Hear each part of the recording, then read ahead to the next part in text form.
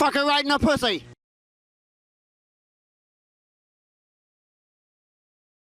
Successful nation, and the Democrats do it for the votes. The rich do it for the cheap labor and the cheap maids. They strut around like they're Martin Luther King. No, who is our immigration policy hurting? And this is the post-1965 immigration. We're bringing in millions and millions of people from very poor cultures, from very backwards cultures. No, our social programs are for the American poor. They are for let me just point out to you that you're for the sitting at this American table working next class. to two immigrants, and I don't think either of us qualify as poor maids. But I wanted to ask you, what's your family's immigration story? Are you a Native American? Why, yes, I am. I'm a settler. I'm descended from settlers, not from immigrants. Well, it's not a Native American. But I have a question for you. It's just an No, if you mean Were you already Indian, here when the if you Pilgrims mean showed up? Were your people here? Well, no, but I'm not living in Cherokee Nation, so I am not an immigrant to Cherokee Neither Nation. am I. I'm living in America, which was created by settlers, not immigrants. I have a question. But can I the point interrupt you is, for it's 2 the- seconds, please? yes, the poorest I who are have a being- question. My mom taught me when I was younger, if you don't have anything nice to say, don't say anything at all. And why do you think that it's important? Why do you think that's important to mudsling and have these words that obviously touch the hearts and souls of so many people of America being said when we're taught something different as a child? Could you explain that to me? And why do you think your success is based off of that? Well, I'm at least talking about policy. You have a position on what people's names should be. Watermelondria. I mean, you'll insult people for their names. I'm talking about a government policy that affects all Americans and immigrants and the people living here, and it's harming our country. So are you? So you don't follow it. Are you I didn't ask against? you. Okay.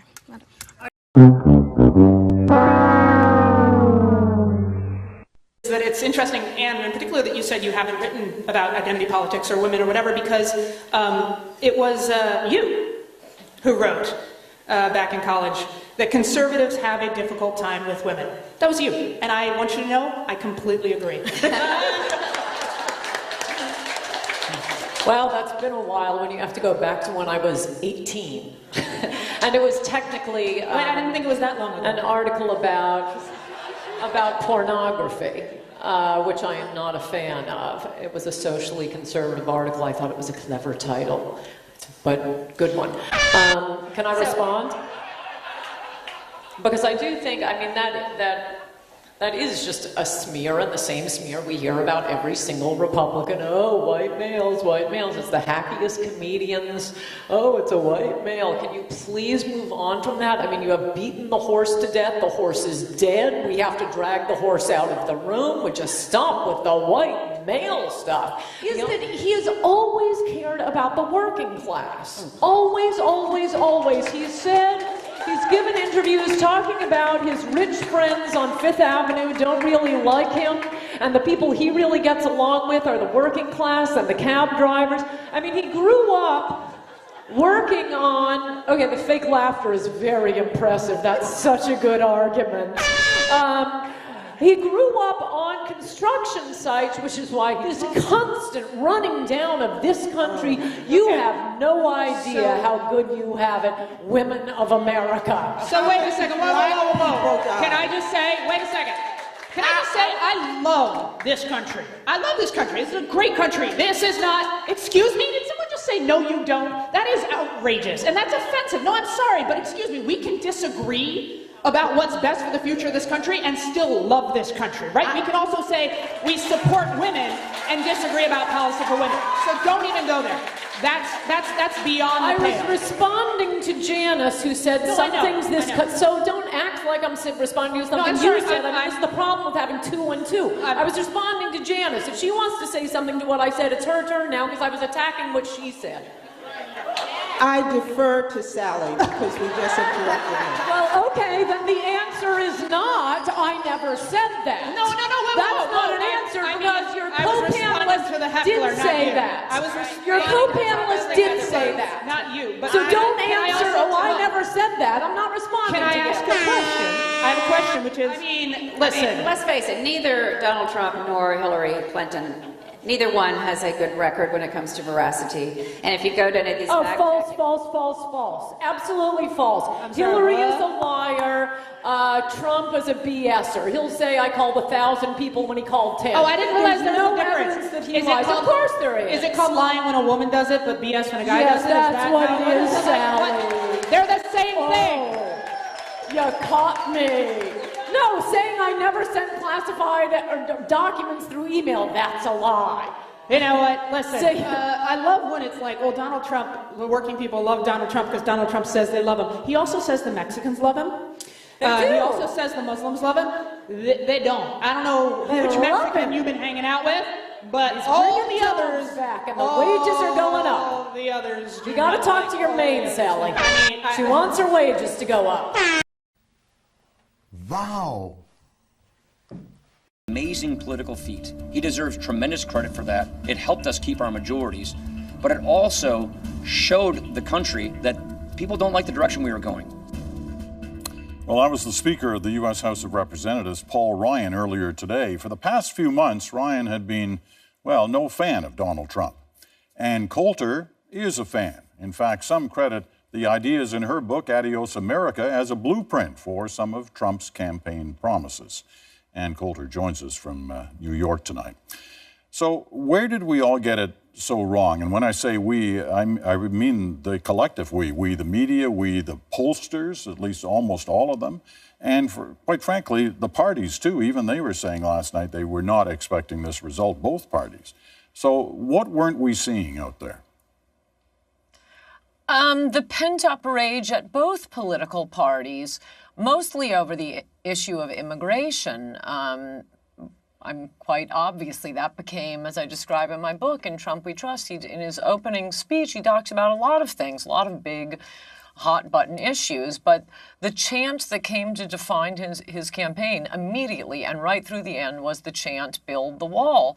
And I know you've been playing some immigrants in America saying, oh, what's he going to do to Muslims and what will he do to us?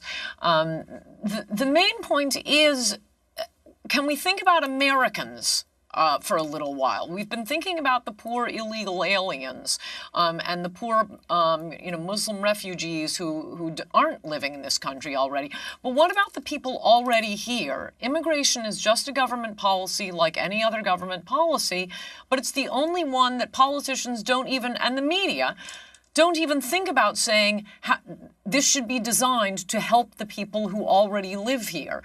And that's what I think it was the pent-up rage at both political parties who have been serving the donors and the plutocrats who want lots of low-wage immigration because they want the cheap labor, and the Democrats who want the votes. But Americans still care about America. I'm still not quite sure why we missed that happening, because it's not like we didn't just see it through the Brexit vote. There was a lot of that in that. We see it and we heard it just a few moments ago, in some of the anti-immigrant stand taken by different parties in Western Europe that are on the rise. So it's a puzzle that it's kind of went by unnoticed if it was that degree of rage that was making, plotting this turnout that we saw yesterday. Well, I saw it coming, and I begged Republican politicians to take up the issue. Luckily, I didn't have to do any begging with the great Donald Trump. It's not as if Americans looked around the country and thought, I know, we need a reality TV star to be president.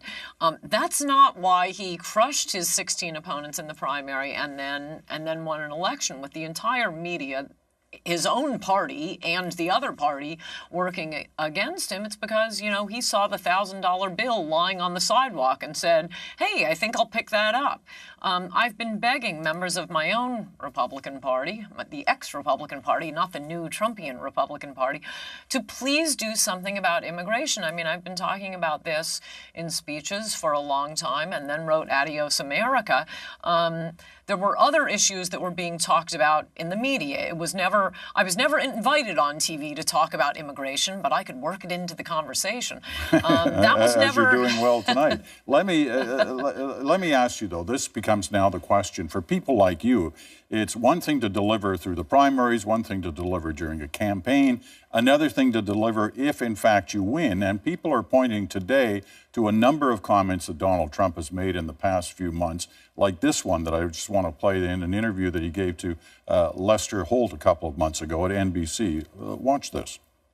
Are you going to be a different guy as president than the one we see? When you're president, or if you're about to be president, you would act differently. I want to be different. When you're president, you act in a different way. There's no question about that. Now, that's given some people pause, whether he's talking about style or substance, and a lot of people assume he's talking about substance. And once, as we've seen in so many other past new leaders, they start flip-flopping. Are you concerned that that'll happen on issues like the one that concerns you so much, immigration? No, I'm not at all. I was worried about him backing away from his opening speech when he lost, what, $100 million the first week. That's why it took me about 48 hours to say that he would be the next president after that opening, what I call the Mexican rapist speech, because we've been betrayed so many times before. But no, the way to be popular, the way to get ahead is not to take Donald Trump's stands on these issues. He has absolutely been rock solid. And no, I think what he's saying is sort of a commonplace. I mean, you speak differently when you're talking to your wife versus your employer versus your children versus your mother. Yeah, there's a different bearing you have. He probably won't be tweeting out funny things as president of the United States anymore, but we're getting a wall. He's renegotiating trade deals, and we're going to start deportations. All right. Well, let me ask you a series of quick yes or no's on things like you've just mentioned. Wall, that's going to happen? Yes? Absolutely. Deport millions. Is he going to deport millions? Yes. I never understood this idea that, is there a time limit to it? I mean, we don't need a deportation force. They don't have to be gone in the first week, but he's explained very clearly. Just let ICE, that's our immigration enforcement outfit, just let them do their job. They're being prevented from doing their job now. But are they? I mean, there have been more people deported under Obama than anyone else in the past, no? No, that's a myth. They changed the definition of deportation to include people turned away at the border. No, it has gone down dramatically under Obama, and President Bush wasn't exactly, you know, a warrior against illegal immigration. He tried to pass amnesty. Both political parties have completely let the nation down on defending the borders and protecting Americans, just allowing immigration to do its job. All right, what about eventually we'll get to millions. What about Muslims? He's been kind of all over the map on that one. What has to happen on Muslims entering the country? Anything? Well, there are lots of people who do not live in the United States. Billions, I believe. None of them have a constitutional right to move to America. It is the president's authority to determine and can have broad categories. If we want to, we can say only redheads. We can say no redheads. The idea is, let's take people who are good for this country. Not only, you know, people who are smart and educated and not likely to go on welfare, but people who aren't likely to commit terrorist acts against us. I mean, so it seems quite common sense. You don't think he should rule out all Muslims altogether? No, I mean, no one, I think, seriously understood him to mean that, even when he said he was calling for a ban on Muslims. As my friend Peter Thiel said, right, but as my friend Peter Thiel said, the media refuse to take Trump seriously, but they insist on taking him literally, whereas everyone else listening to him, like me, take him seriously, but not literally. Look, this is a figure, I never thought it meant every single Muslim. Well, he's going to be president now. This is the basic policy. Right, he's going to be this president now. This is the policy, there will be exceptions. Yeah, but we as got president, the point we'll have of to it take him literally, that. right? We're running out of time. No. This is pretending not to understand the English language in order to attack someone. It's been done to me my whole life. It's very annoying. It was never intended that way. Yes, there will be a general policy against Muslims, and yet there will be exceptions.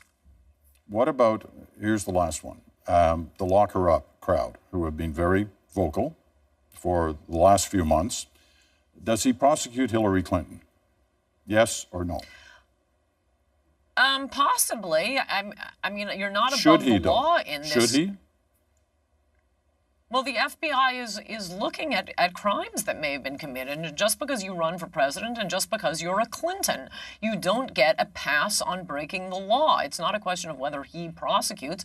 It's what the FBI finds. All right. We're going to have to leave it at that. We obviously could go on. There's lots of other areas. But we're glad we had this opportunity to chat with you for a bit. Ann Coulter in New York tonight. Thank you.